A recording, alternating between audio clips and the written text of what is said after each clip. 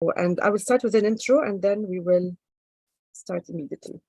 Okay, so welcome again to this talk for the third consecutive year, hosting Tom Haak to discover the trends of the year. And Tom Haak is joining us from his vacation place. So Tom, remind me, where are you spending your vacation? I'm in the Dutch Caribbean, which is called Curaçao. So that's a nice island in the sun. Wow, so you always disconnect in January, actually, to go to a sunny place. So, we will hear from you in a minute, all the trends for the 2023 year. So we will see what changed, what didn't change, and what to expect, because there are so many things that are getting really at a fast pace. So as we can see, we are not getting the same trends every year, and things are changing, especially after COVID, the lockdown, and everything that's happening. So we'll hear from you in a minute, all the trends for the 2023 okay, I'm sorry, I think year. So we will see what changed, what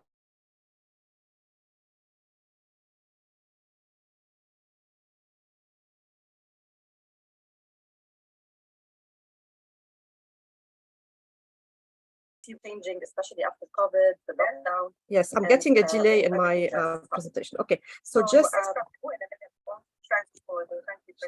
okay, I'm sorry, I can hear it. Okay, can you hear me? We can hear you, yeah. Yes, I'm sorry, because I got a delay in my in the sound. So we're going to start right now. So I will share my screen and then we will start with an introduction. Yes, I'm getting a delay in my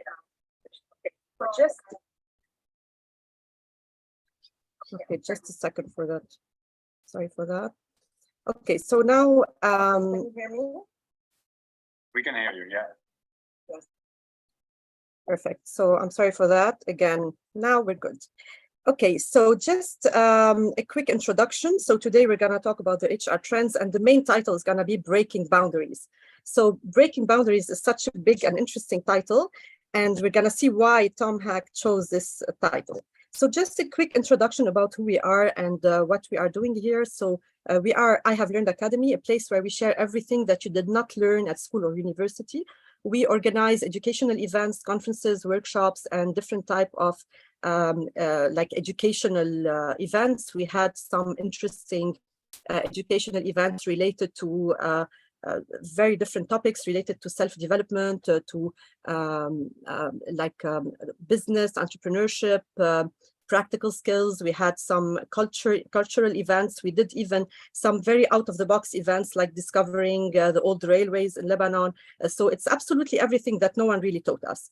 And my background is actually in HR, and this is why I'm very interested in the topic. And I've been working in HR for the last 15 years in different companies. And I also teach at USG, which is one of the main universities in Lebanon, and at Alba, which is also another university in Beirut. And I'm the founder of Leptivity.com, which is a calendar for events, and also I Have Learned Academy. So basically, when you are managing a company and dealing with it as a CEO, if you want, and also having an HR and training side, so you see both sides of the business, and this was always very interesting. So I am mostly a certified trainer from the UK, master NLP practitioner from the US, and a specialist in happiness at work and in nonviolent communication. And today I will be moderating the session with Tom Haak. So I invite you to check our website and our upcoming events. So we have so many events coming up, from topics that are trendy, like the metaverse, like things that are related now to the blockchain and technology, but also topics related to self-development, like self-leadership, personal energy management, conflict management, emotional intelligence, positive intelligence, and much more. We also have some out-of-the-box topics, like, for example, self-defense. I think we need it now in Lebanon, sadly, because there's a lot of things happening. There's some topics like dealing with narcissistic abuse, some topics like setting healthy boundaries, learning how to say no. So there are so many different and diversified topics that you can find online. And also we have some topics, some programs like the NLP practitioner certification. That's something that one of the best things I've ever done, actually, NLP. It's super interesting. And also the Chief Happiness Officer certification, because we certify people to become CHOs. And this is also in collaboration with our partners in Denmark. And there's a very nice program called Know Yourself, where you discover yourself in a journey of 6 weeks online, where you do many psychometric tests, many assessments. There's a workbook that you carry from a week to another. And it's super interesting because at the end, you will get to know about yourself things that you never even thought about. And we have also some interesting events that are a bit out of the box, like the arts and wellness. So the next one is going to take place in February. So stay tuned. It's super interesting, where you release a lot of traumatic experiences through arts. And this time we'll be hosting Ivan Debis, who's a famous artist. We also have some virtual well-being events. This is some corporate events that we've done. We have some online also wellness programs. So there are so many very interesting programs that you can follow through. And this is the CHO program that we've done, certifying the first batch of chief happiness officers in Lebanon. So I will let you discover more on our website. So whenever you have a question, you can email us at any time on info@ihavelearned.me and check our programs. Also, we are the only ones in Lebanon who launched the VR in HR experience, which is virtual reality for HR. If you want to get this program for your company to have like your onboarding system in VR, your training in VR. So all this can be done with us. And you can also check, we've done also a virtual art exhibition called Arts and Politics. It's purely a virtual experience as well, that you can check it on artsandpolitics.me. So what are the HR functions where you can use VR? You can use it in onboarding, training, recruitments, and at many events like job fair. Now it's becoming more and more popular. So I will not stay longer. This is our website. This is our pages. You can follow us and check more about us. And without further ado, I would like to welcome our speaker for today, who is Mr. Tom Haak.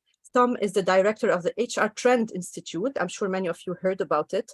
And the HR Trend Institute was founded in 2014. So Tom is passionate about following, detecting, and encouraging trends. So he has an extensive experience in HR management, and he has a lot of interest in innovative HR. So you can see from the way he explains that he is passionate about technology, he is passionate about innovation. And this is what we've been seeing with him in the last 2 years, because this is the 3rd year that we host Tom. And last year, it was a very different set of trends. So we were moving from like a very, if you want, a practical and real world to a virtual world because of COVID, because of the changes in the world. And this year, the title of 2023 is going to be Breaking Boundaries. So without further ado, I would like to welcome Mr. Tom Haak and discover together what are the HR trends of 2023. Tom, the word is yours. Thank you, Renda. And well, it's a big pleasure for me to be with you again. And we still do it virtually, which I think is a good thing. But at the same time, of course, it's good that live meetings are more and more back. So I'm Tom Haak. I'm Dutch. Today I'm in the Dutch Caribbean. We have Caribbean in the Netherlands, where it's nice warm weather. So I want to make you maybe a little bit jealous. My background is in HR, international HR. I've worked for various multinational companies in the past, but as Renda said, in 2014, I founded the HR Trend Institute, and at the HR Trend Institute, we are trend watchers in the domain of people and organization. And I'm still listed, I was still listed as the director, but this year I was so lucky to hand the directorships to my colleague Natal Denk. So Natal has taken over the helm, but I continue to do the things I do. But the leadership itself is in the hands of somebody who is very promising. You will hear more about her. I can recommend Natal's book on Agile HR, which has become already a classic. Today, the setup is a little bit as follows. I give an introduction. There's ample time for Q&A. It works best if you post your questions in the question box or in the chat box. Renda will collect them, And at the end, we will take ample time to discuss and to answer your questions. My input is without slides, so I don't use slides today. So if you want to make notes, make some notes. That's always helpful. No slides. And my introduction is basically in two parts. And I will explain what the parts are. And the part one is around classic trends. And we can say, well, yeah, what's new, and the trends are changing, but there are serious classic trends that have been there a long time, that are still here today.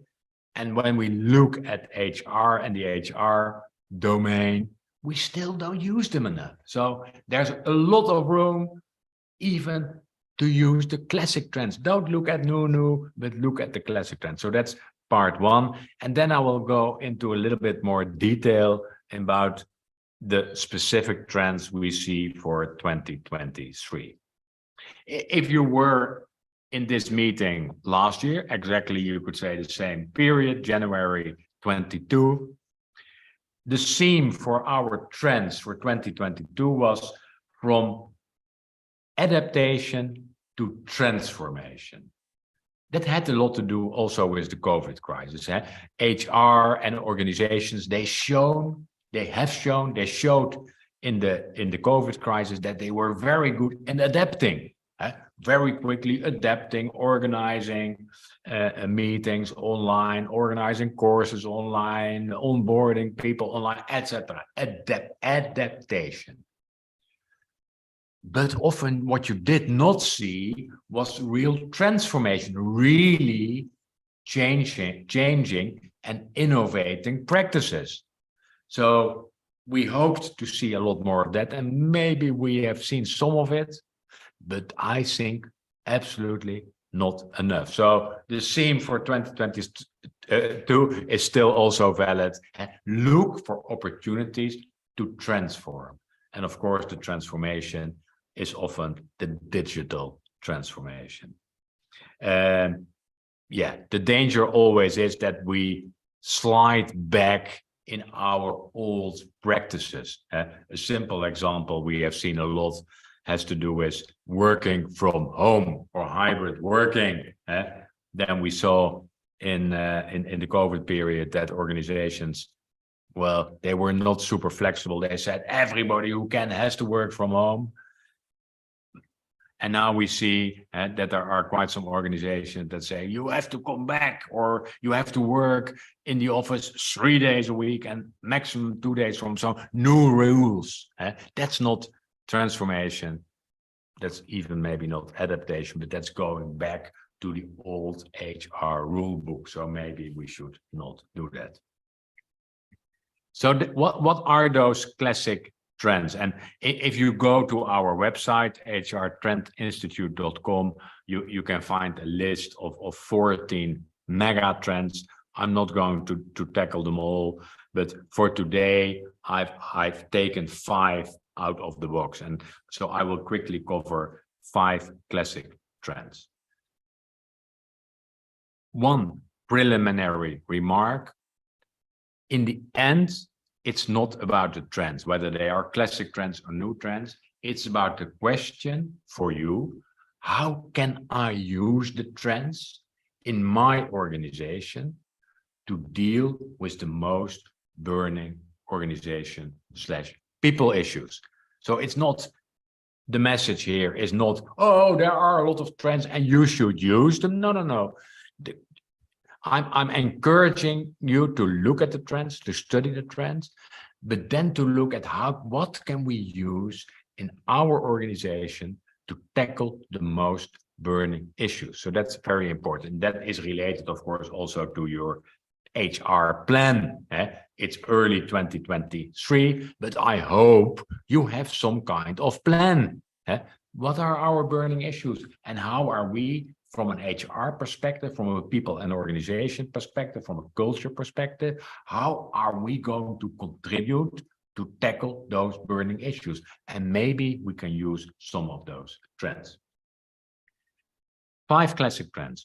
Number 1 on my list, and I'm sure it was on my list last year as well, that's about personalization. Personalization. As an organization, as HR in an organization, are you willing and able to take the individual, the personal wishes, needs, and capabilities of people into account? And well, the example I just mentioned about from working from home, that's not personalization. If you personalize, then you are really preferably using data to kind of predict and find out what the wishes and needs and the capabilities of people are, and then adapt what you are doing to those wishes, needs, capabilities. Still very difficult for HR. Many HR organizations still prefer kind of, yeah, we have to have the rules, we have to have the handbook, more one size fits all than real personalization. So I encourage you to really study personalization. We have written quite some articles about it. You can look at those in every area of HR, from recruitment to staffing, making teams, to development, learning and development, onboarding, in every aspect, in every step of the employee journey, personalization can play a role. Number 2, personalization, number 1. Number 2 is speed. And that's a trend that is super old, you could say. That's an old trend, but everything goes faster. And often, sometimes, HR has difficulty to catch up. We have seen, and that was a good thing in the COVID crisis, and that suddenly a lot of things were possible, so the speed went up. So let's keep that. Let's quickly, let's make sure that we implement new procedures, new systems, clever innovations a lot faster than we do today. And that we, in a way, forget the year as the building block, but let's move to shorter cycles. And that also has a lot to do with Agile HR. We'll talk about that a little bit later. But speed, I won't talk about it a lot today, but also in every aspect of HR, in every aspect of the employee journey, there's always room to speed things up. It's super remarkable. But I've talked to a few students the other day, and they were applying for jobs.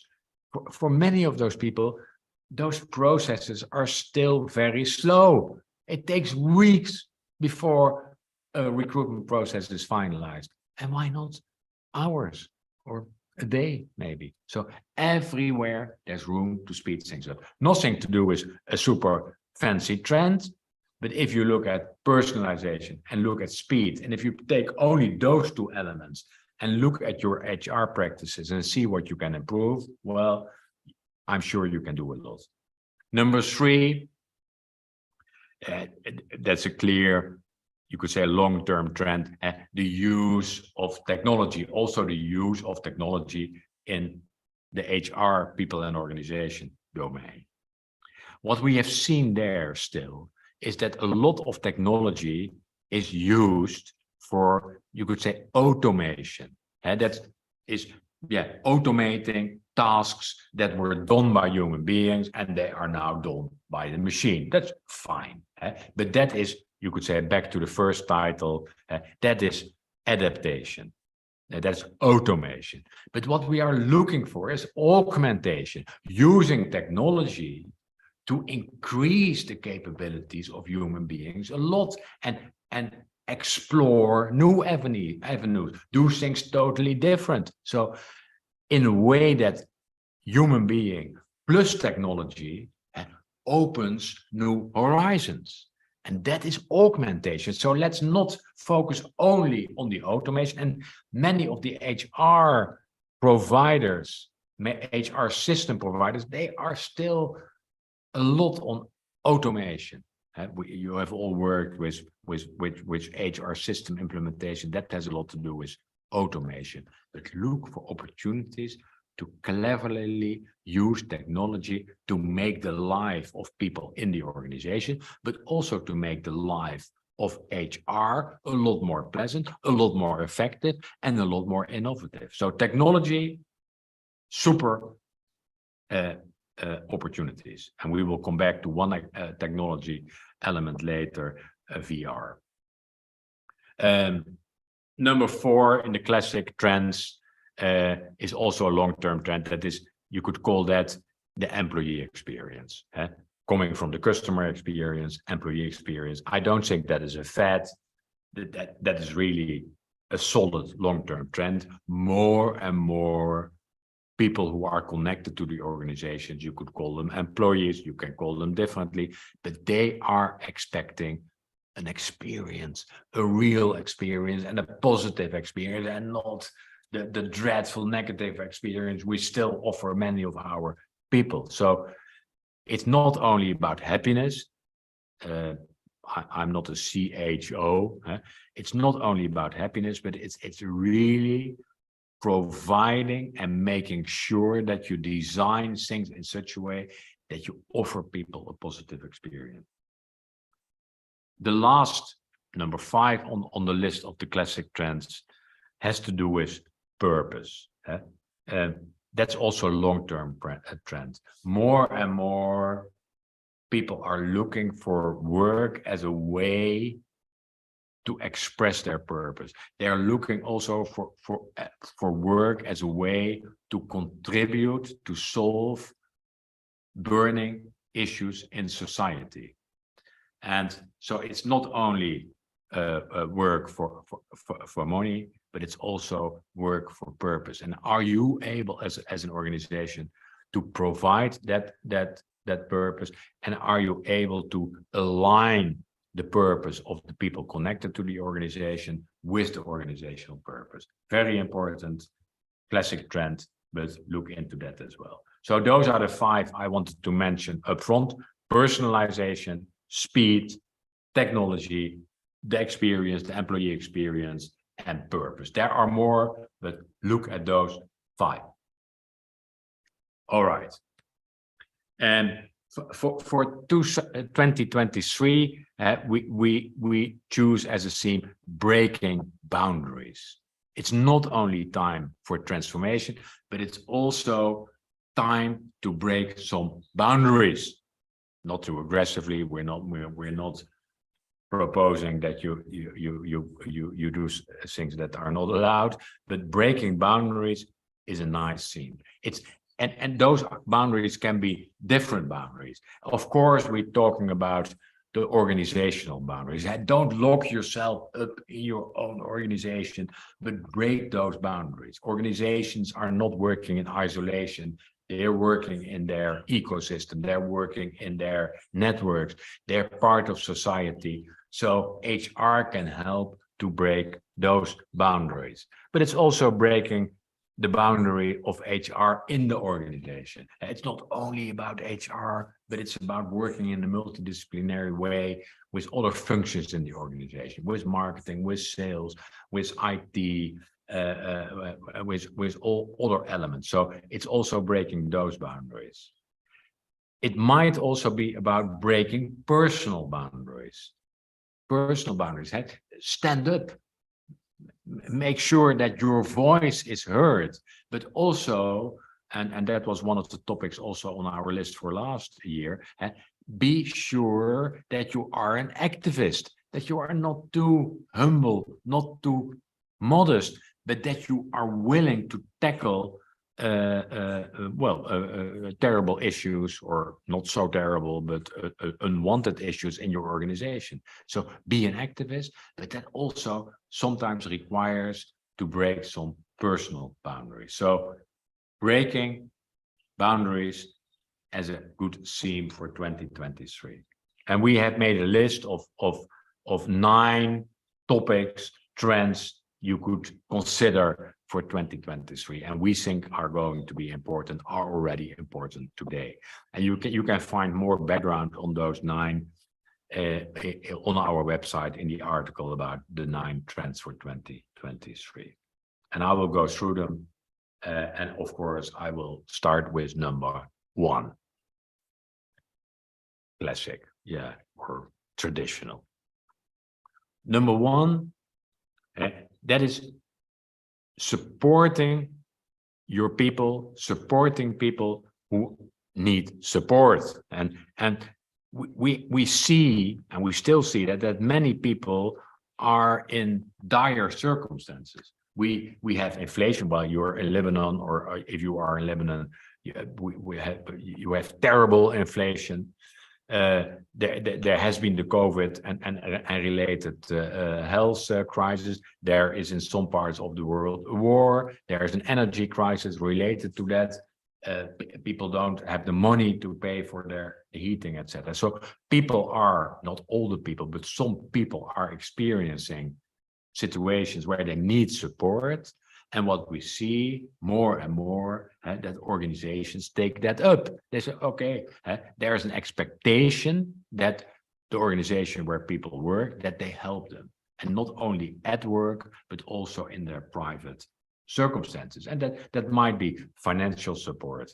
It might be other type of support. It might be a simple thing like changing the pay cycle. You might already have done that. So not monthly pay, but weekly or bi-weekly pay to be able to adapt a little bit quicker to the inflation. But it might also be supporting people with well-being programs that allow people to cope better with the circumstances they are in. But it might also be organizations offering support to refugees and offering jobs or educational opportunities to refugees. We see more and more of that. So important trend. What and how are organizations supporting the people of their organization, but sometimes maybe also wider, not only the people on the payroll, but also other people. How are they supporting those people? Number 1. Number 2, we call that the return of the unions. And we have seen it, maybe not so strong everywhere, but unions for quite a while were on decline. The last period, their power is increasing. People want to unify. They say, what can we do? How can we join forces to make sure our employers do the right thing? And interestingly, we don't only see that in the traditional areas. Of course, there's heavily unionized areas like transportation, manufacturing, but we also see it in new technology. We see also people in the bigger tech companies uniting, Google, Amazon, other tech companies, saying, well, hey, employer, then it's often more about ethical issues. We expect you as a big employer, as a responsible employer, to act in a responsible way. And we as employers, as employees, well, we maybe not see enough of that. Amazon is an example. Also, if you look at the work circumstances in their warehouse. So the unions are increasing. Whether it will last, we have to see. It's not only unions, but maybe also workers' councils in some countries. But more and more people uniting in order to be able to make sure that their voice is heard. So return of the unions, interesting, and let's see how that is evolving. Number 3 on our list for 2023 is, we gave that the label, knowledge workers are not the center of the universe. Sometimes, if you looked at the discussions during the COVID period, but also if I look in the discussions I participate in conferences, it looks as if the whole world is knowledge workers. And that's not true. There are many people, and in fact, you could say most people work in areas and segments where they are not knowledge workers. We have people in manufacturing, we have people in healthcare, we have people in retail, We have people in the military. We have people in agriculture. So there are many sectors where there are many people who are not knowledge workers, but they are super, super important for organizations. And for example, if you talk about the topic of working from home, for many of those people, that is not possible. Their job is on the location, their job is in the hospital, their job is in the shop, etc., etc. So let's not forget those people.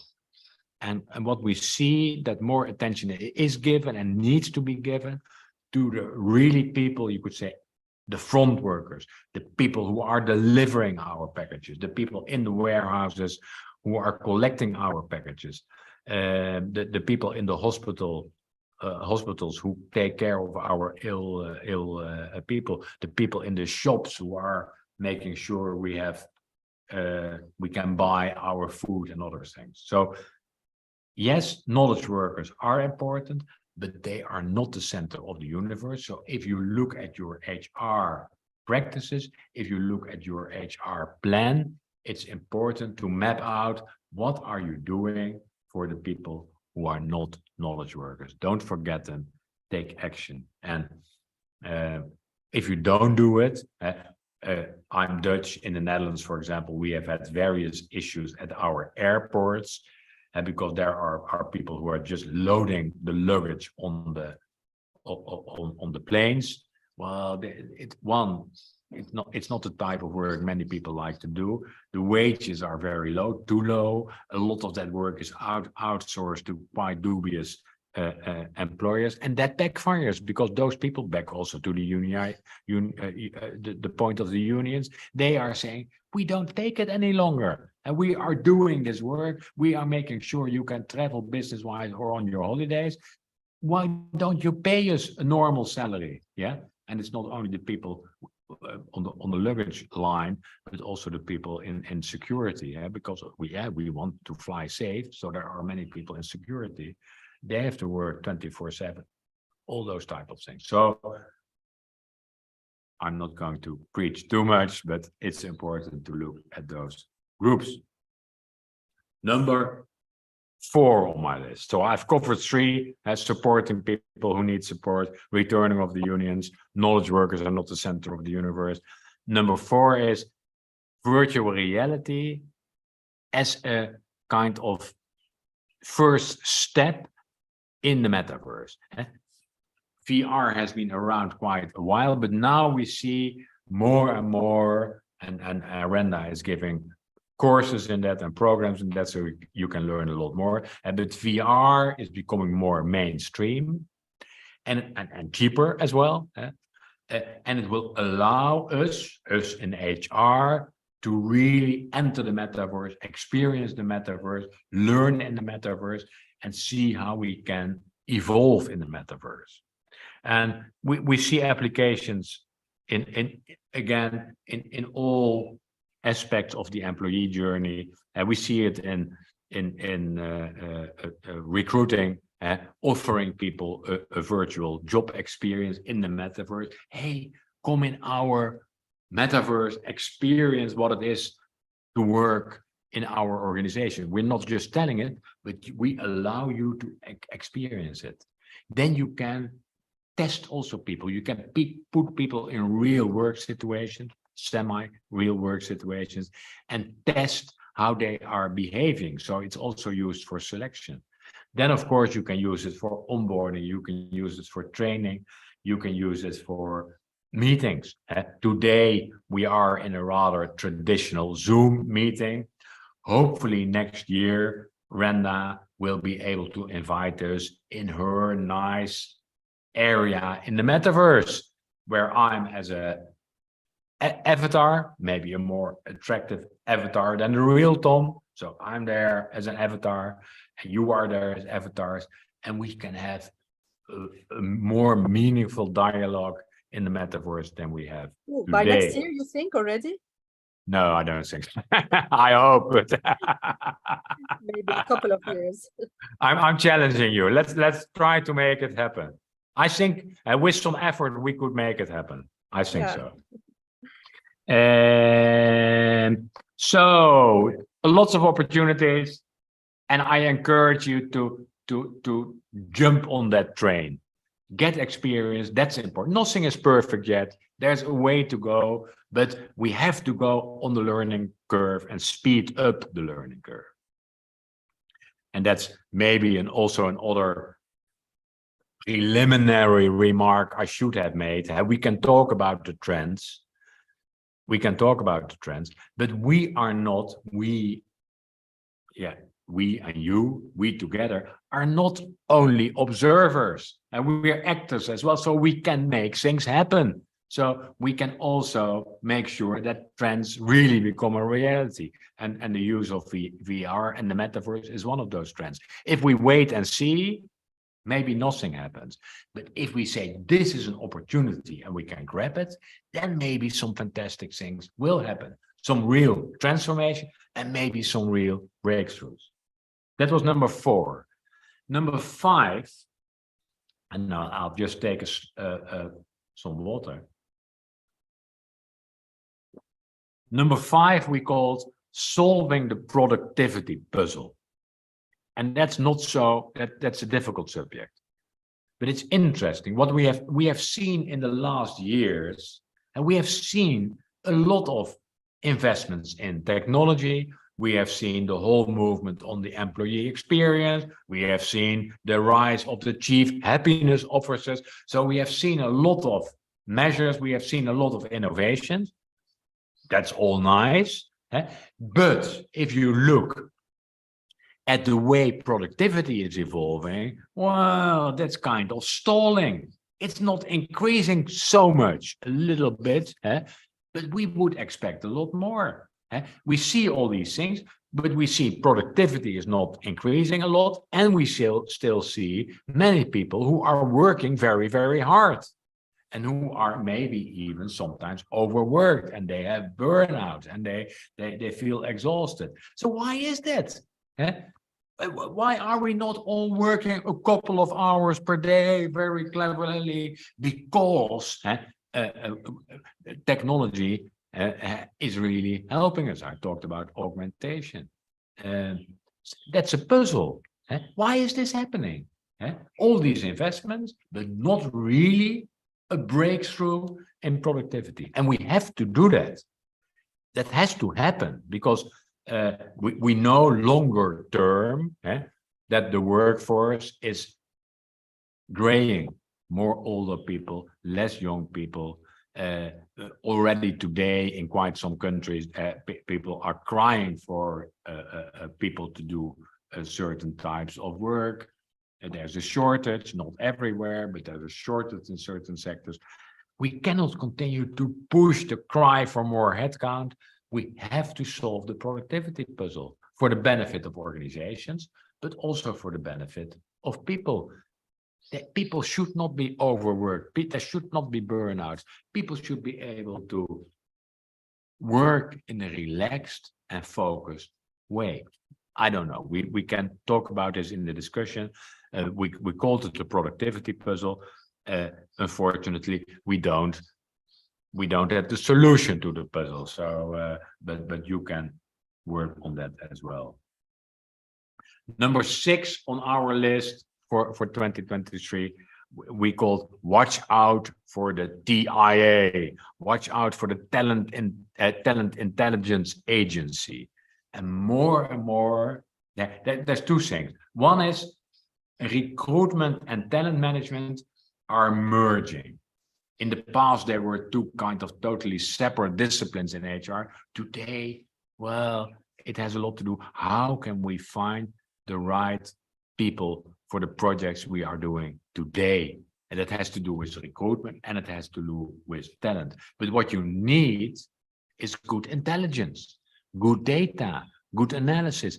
Where are the people? What do the people want? How can we quickly find people for the projects we have today? How can we do that in an intelligent way? What are the skills people have, etc., etc. So talent intelligence, of course, this is related to the you could say the meta trend, a mega trend on the increased importance of people analytics, the talent intelligence. If you don't have a talent intelligence team or a talent intelligence agency, I encourage you to look into that.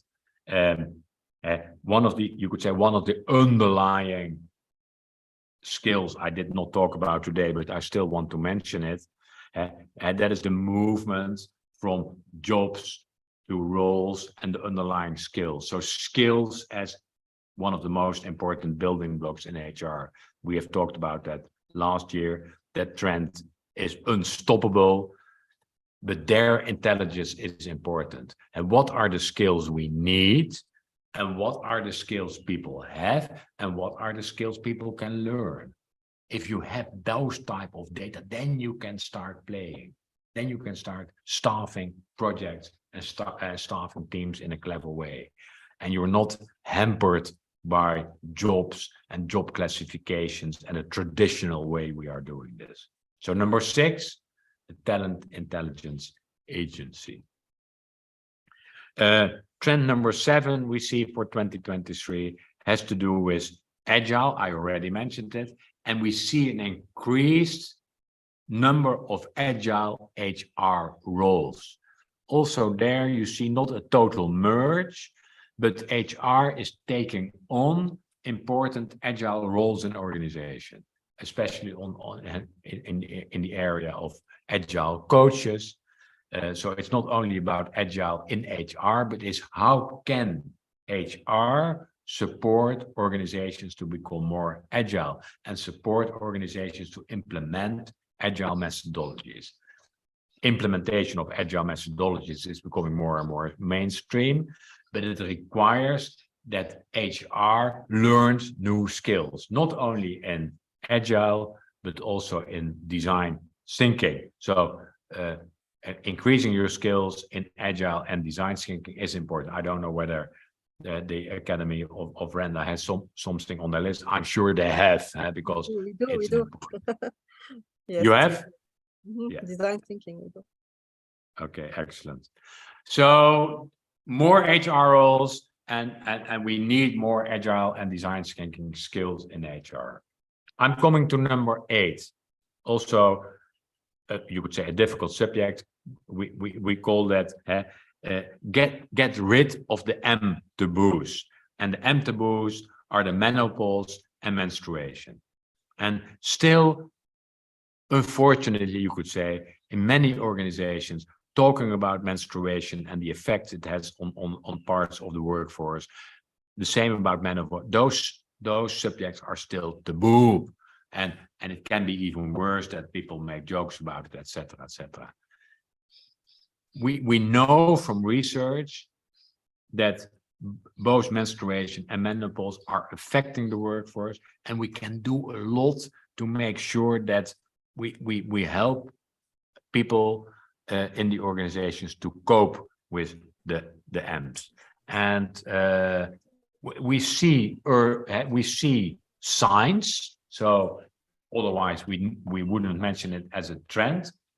The topic is more on the agenda, but there's way to go. Way to go to pull the subject out of the taboo sphere and to really implement measures that help people, like menstruational leave, but there are many other opportunities to do something in this area. Sometimes in some countries it's even providing tampons and other things that can help people, because it's too expensive to buy them themselves. I'm not a specialist in this area, but I encourage you to look in your organization what you can do to tackle the M taboos. I'm coming to number 9, and I think time-wise, I think we're doing fine. Ample time for Q&A. Number 9 is also super important. It should maybe number 1 on the list. That is, what can HR do to help going net zero? What can HR do? The sustainability and climate issues in the world are big. I'm sure probably even bigger in your country. And we cannot shy away from it. We can say, oh, yeah. I mean, HR, we cannot say that is not our subject. It's also our subject. What can we do? What can we do to make the world a better place? What can we do to make the world go net zero? And that's more probably than making sure we don't use a lot of paper and that we travel a little bit less. Maybe we can do different things. So I encourage you to look for articles. Natal has written about it, and she's also speaking about it. It's a subject which is. Hello. Okay. So going net zero. So I tackled in quite a rush, you could say, or speedy. 5 classic trends and 9 trends we see specifically for 2023, but maybe also a longer term being important. We talked about supporting people who need support, the return of the unions, knowledge workers are not the center of the universe, VR as your opportunity to get experience in the metaverse, solving the productivity puzzle, the talent intelligence agency, the importance of talent intelligence, more agile roles in HR, tackling the M taboos, and helping organizations to go net zero. So big opportunities for HR to do things differently, big opportunities for HR to break boundaries. And that is also, you could say, a positive. I want to end on a positive note, my introduction. There are so many opportunities to do things and to really contribute, not only to the issues in our organization, but also to contribute to solving big societal issues. And I go to Renda, if she's still there, to see how we can start the discussion and the Q&A.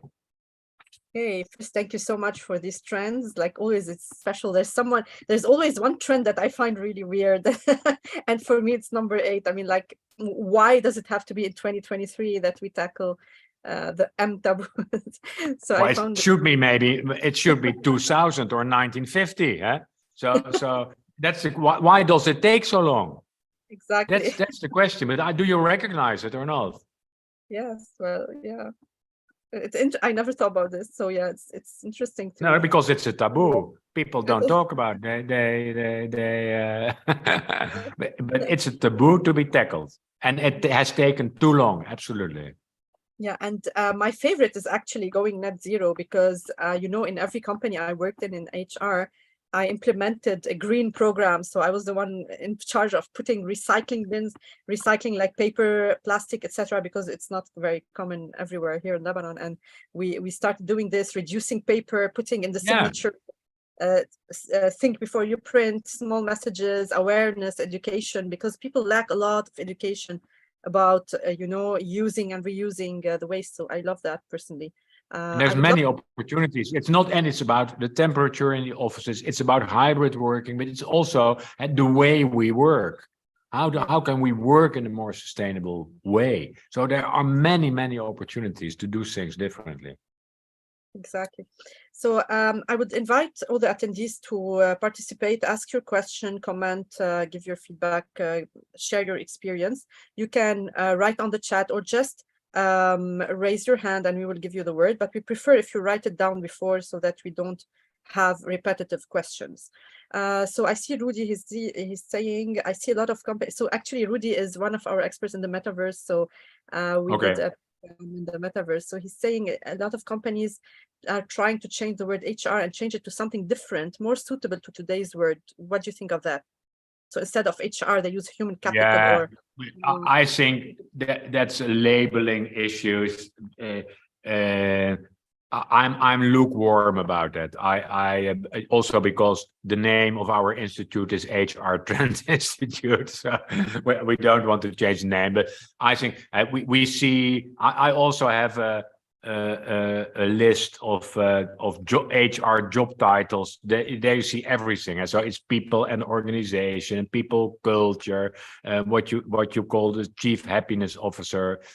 I think, yeah, what's in a name? So I think changing the name is not going to make things differently, but if it helps, I'm fine with it. Of course, the name human resources is not ideal because it has something like it has something technical, it has something Tayloristic, but yeah, it should be visible in the way we are doing things, and being really people centric in organizations, and that's where the difference should be, and that's where there's also the biggest issue, because many the image of many HR departments, the HR teams, generally is not so good. And why is that? And that's also because people see HR too much as the helpers and the assistants of management and of the powers in the organization, and they don't see HR as really supporting them. So becoming more people focused, I think, is very important. And so I think, yes, the one element is the name. Last year, I also talked about, and I will repeat it here, about I think HR is going to be split. So we're going to split HR in different parts, and then maybe also call it differently. So one of those parts, and that's the biggest part, is HR operations. You could call it people operations. That's where the biggest part of HR is. That's making sure that the HR machine is running, that we hire people, that people are paid, that we train people, that we develop people, etc., etc. The second part is HR strategy. You could also say people and organizational strategy. What can we do in our organization to realize our strategy? And what are the people and culture interventions that really make sense? You don't need many people in that sector, but it's very important. And often that's lacking. Mm-hmm. The third part, we sometimes call people success. And those are the people that are really focusing on the people and saying, how can we help you to become better? Not only in your work life, but also in your personal life. And your interests are number one on our list. And that's often not the case in organizations. They have something like people success, but then, or learning and development. But also for those teams today, often it's organization first. We are doing things to help the organization. And then, of course, if it helps to help you, we do it as well. That split is important. And then maybe you don't need all those people in the organization. And you, Renda, are doing quite some things in the people success area. You don't need to be employed by an organization, but organizations could say to you, hey, Renda, help our people to become better at work and in their private life. But you don't have to report back to us.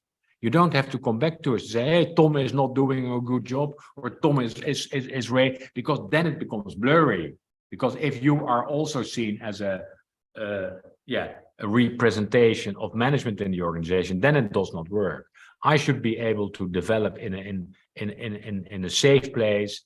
I should be able to focus on my personal needs, which are not always the same as the organizational needs. So sorry for a long answer to your question, but I think it's a good question. So by all means, change the name, but that's not the essence, I think. It's more, what are we doing? And are we really showing more and more people focus? Yeah. I would like to launch a poll, actually, meanwhile, while taking the other questions about hybrid work. So I would like to see how many of you are back to work 100% in the office. Some of you are still working remotely 100%, or half remote, half in person, because I have the impression that many people came back for good, but the trend I see is half-half. I don't know if it's true. Let's check out. Meanwhile, I'll take another question. There's Ange asking about VR. VR is the future, but doesn't that make the point of contact very impersonal especially when used under training and seminar. So maybe it's useful in screening and recruiting process. So that's the comment of Ange. Ange, you can also unmute yourself if you wish to add something. And she's asking also about the ISO norms regarding all the HSE processes and procedure. Are they enough to be implemented within an organization? Yeah, I have to click. The poll is in the. Yeah, Yeah, I have to. The poll was blocking my view. Well, that's always a discussion. But by implementing new technology, do we become more inhuman? And I think it's the other way around. If we use more technology, also as HR, we can become more human. So it has also to do with personalization. So yes, personal contact, it's fine if it's there. But by using technology, we can sometimes be a lot more intimate than we are today. We are able to really make sure that the wishes, the needs, the capabilities, as I mentioned, of people are taken into account. And also, by using VR, we are able to increase diversity in organizations. And for example, by if we allow people to be represented by their avatar and not by their real self, that might be a lot more and better and unbiased personal contact than in the real situation. If you see that I have a certain color, or if you see that I'm in a wheelchair, or those type of things. So it helps also it will help, hopefully, with more diversity. It will also help more to have better personal contact between people who are not necessarily in the same physical situation. So I think technology, and VR is technology, will help us also as HR to become more human, and it will not dehumanize us, I think. Absolutely not. Okay. And what and about the other one was health and safety? Yeah. Yeah, no, but I think if I relate it to HR, the best examples I've seen of the use of VR was in health and safety training. Because with the help of VR, you could put people, for example, in the oil and gas industry, you can put people in really dangerous situations, a burning oil rig. So you simulate a burning oil rig, you put people on the burning oil rig, and then see what they do, and you can train them what to do. And that has a lot better effect than a classroom training where you explain to people what to do when there is a fire on an oil rig.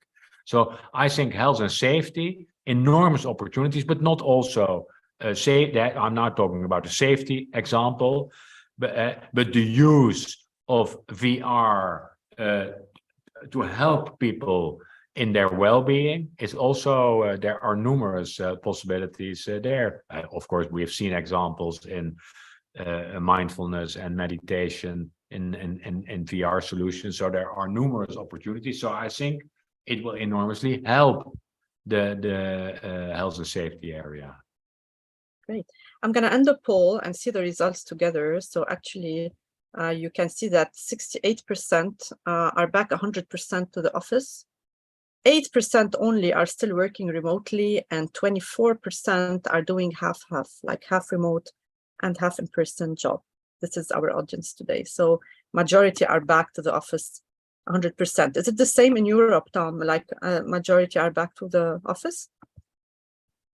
Yeah, I'm going to click it. Well, I think there's a lot of variety. So I think more people are working from home than in the past. Absolutely. So luckily we have broken that boundary. But unfortunately, we have not seen enough personalization. And the personalization has to do with you have to look at dimensions that are important. So one element is the type of work. What type of work are you doing? A second element is in which phase of your career are you? Are you new? Are you experienced? Because especially younger people need more support than older people, and they don't benefit from being from home too much. So the type of work, the phase in your career, of course, also your home situation. Are you able to create good work conditions at your home, and your personality? Because some people have a personality, for example, they are more extrovert type of people. They need the stimulation of other people around them. So I've now taken 4. I'm sure there are more aspects. Those are the aspects you have to take into account, and then offer people the work solutions, the hybrid work solutions that fit with those dimensions. That is what I've seen many organizations, they revert back to, from now on, we want everybody back in the office, or from now on, you can work 2 days from home. That is not personalization. That is, standardization, which is not helpful. Nicole is saying very interesting points are raised. She's fond of the different points where HR have a responsibility in the group culture, like helping people in need, the taboos, agility, etc. So thank you, Nicole, for your feedback. Anyone else would like to add something, to ask a question, to maybe tackle something that's happening in your organization? There was a question also from Munir about hiring. So this is another topic. How can you trust people when hiring? It's a whole other training. We have actually recruitment skills training that you can benefit from. But maybe, Tom, you can give us some tips about the trends in recruitment. Like, is it a trend now? I think that's on Zoom, let's say? In recruitment, one element I talked about, it's more looking for skills than for jobs. But many organizations still have difficulty with that, and they still say this is our job, and they make a job profile with 10 requirements, etc., etc. That is not very. And then they say we cannot find the people. Yes, so. But it's easier said than done, because if you hire for skills and you recruit for skills, you also have to organize yourself in a different way. But still many organizations are organized around the jobs. No. You should then organize around roles, flexible teams, and then so that you're able to slot in people with specific skill sets. Well, this is going on, but this is you could say one of the most important trends. It's connected to analytics, because then you should know what you are looking for. And still many organizations don't really know that very well. They have not done the analysis. What are the really skills?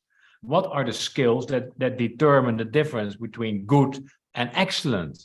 And what are the skills that are really going to help us forward? So, so one is moving to hiring for skills. The second one is basing it on thorough analytics.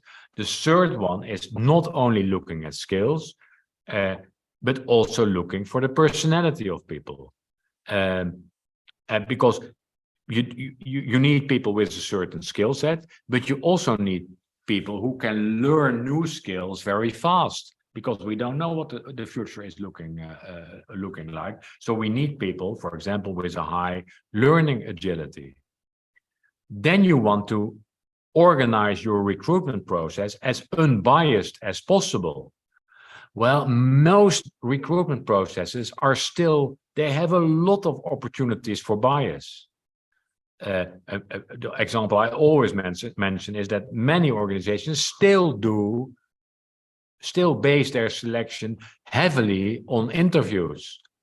Yeah, if it's really bad, unstructured interviews. But even if they're structured, interviews are a big source of bias. And you see something, you interpret that there's so much bias caused by interviews. We should, in a way, get rid of that. So getting rid of bias, you introduce less bias if you really use testing, if you really use testing based on the relevant criteria. It also, there's an opportunity to introduce blind interviewing, etc. So there's many opportunities to reduce biases, but many organizations are really shy to do that. That's what I see. So there's room there as well. Okay.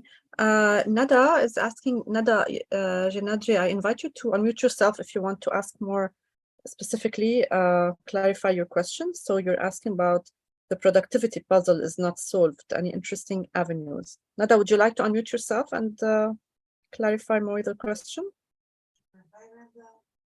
Hello, your voice is very far though. I really look forward to hearing you, Tom, from a year to the other, and it's all, Yeah, we can't hear you actually. No, it's not clear. sorry? It's very far. صوت كتير بعيد. The sound is really far away. So if you can put your mouth closer to the microphone, raise the volume, or maybe write more on the chat about your question. Can you hear me better? Yes, Yeah. much better. Yes. Okay, so I wanted to say hello, Randa, and thank you so much for connecting us to Tom. I look forward to hearing him, to hearing you, Tom, from a year to the other. Always very insightful. My question had to do with the productivity puzzle being a puzzle indeed, where companies do actually a huge investment in technology and expect to see some improved ways of getting to do more with less. And so I was wondering whether you have any insights as to how to actually progress on that road. Yeah, and I think one element, I'm trying to keep it short, but one element has to do with people focus and design thinking. One question is, how can we really help people to do their jobs better? And that question is often not asked. Often new technology is implemented. Often technology is implemented, as I said, based on automation. It's not really transformation, but it's taking our current processes and then automating that. In the HR arena, for example, it is automating searches on LinkedIn. A machine can find the CVs, but that's still doing it in the traditional way. So yes, we are using technology to search faster on LinkedIn, but maybe we are still looking for the wrong people. So if we continue to look for the wrong people, yeah, then the productivity increase is not really realizing. But if we ask people and if we work closer to people, that's the design thinking element. How can we really help you to do your work better? And so I think that's one key element: people focus, and in combination with design thinking. Then it's our willingness and our ability to experiment, back to Agile. So there is not the ultimate or the one solution we can implement in the whole organization and then everything goes better. It's experimenting, it's learning, it's working in an Agile way. And which technologies really help to drive performance to new levels? What can we learn from that? How can we do it in a better way, close to the people working in Agile ways? So I think there's not one answer to your question, but it's doing a lot of things better, working closer to the people, using design thinking, experimenting, working in Agile ways, continuous measuring, continuous improvement. That will help us to solve the puzzle. Thank you. Thank you so much. Any other question, final comments, final remarks? Anyone would like to say something? So we're having a lot of thank you and a lot of okay, thank you for your feedback, everyone. So I would love to remind you about our upcoming topics. So we have lots of interesting topics, workshops that you can check online.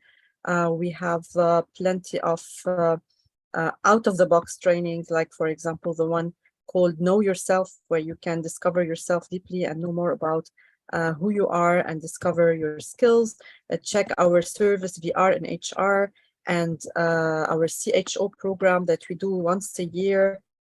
There are also some of our interesting topics like setting healthy boundaries, emotional intelligence, stress management, the metaverse, plenty of interesting topics as well.